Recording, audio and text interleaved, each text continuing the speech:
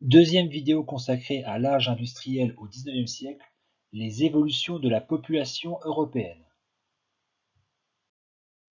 Le premier phénomène lié à la population européenne est la très forte augmentation de la population dans les villes industrielles. Par exemple, la ville du Creusot. En 1830, alors qu'il n'y a encore aucune industrie, la population ne dépasse pas 3000 habitants.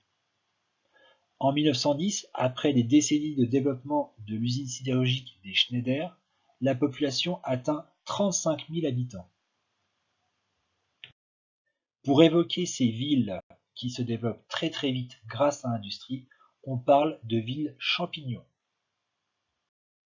Ces villes industrielles produisent de nouveaux paysages, que l'on nomme les pays noirs.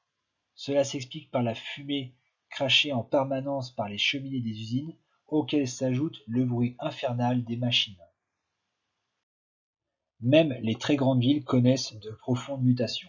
C'est le cas notamment de Paris, qui passe de 500 000 habitants en 1800 à plus de 2,5 millions en 1900. Dans les années 1860, les vieux quartiers centraux sont détruits pour laisser place à un nouveau Paris, que l'on appellera le Paris haussmannien. En référence au baron Haussmann, le préfet de Paris chargé des transformations dans la capitale. De grands boulevards sont aménagés pour faciliter la circulation. Ils sont bordés de larges trottoirs, de plantations d'arbres, de bancs, mais également des colonnes Maurice où s'affichent les spectacles de la ville. Paris se dote de grandes gares qui permettent de rejoindre toutes les parties du territoire français. C'est au début du XXe siècle que seront inaugurées les premières lignes du métropolitain, que l'on appelle aujourd'hui le métro. Enfin, n'oublions pas que c'est en 1889 qu'est inauguré l'un des emblèmes de Paris, la Tour Eiffel.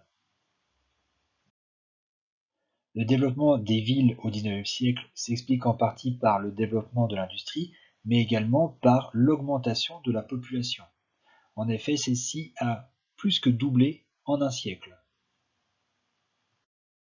Mais cette augmentation de la population va également faciliter un autre phénomène, celui des migrations.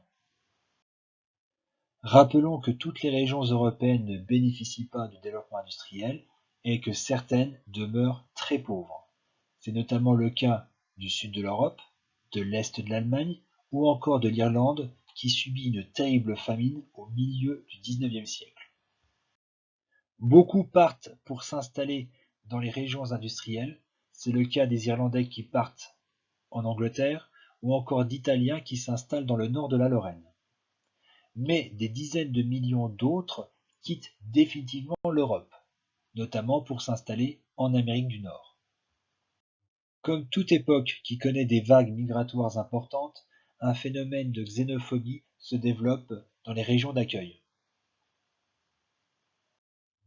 Dans cette caricature américaine, les migrants italiens sont représentés comme des rats.